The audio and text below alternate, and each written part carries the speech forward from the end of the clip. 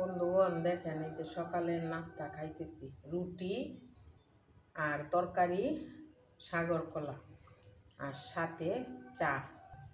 আমরা তেলের রুটি খুব কম খাই, সাদা রুটি ওই বেশি খাই, সবার গ্যাস্ট্রিক, সেই জন্যে সাদা রুটি খাই।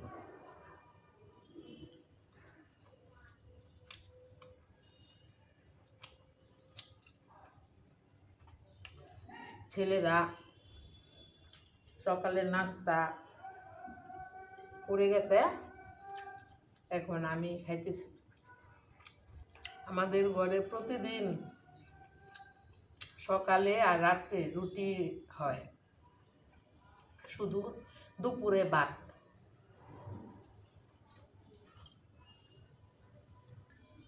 রুটি খাওয়া শেষ, চা খেতেছি।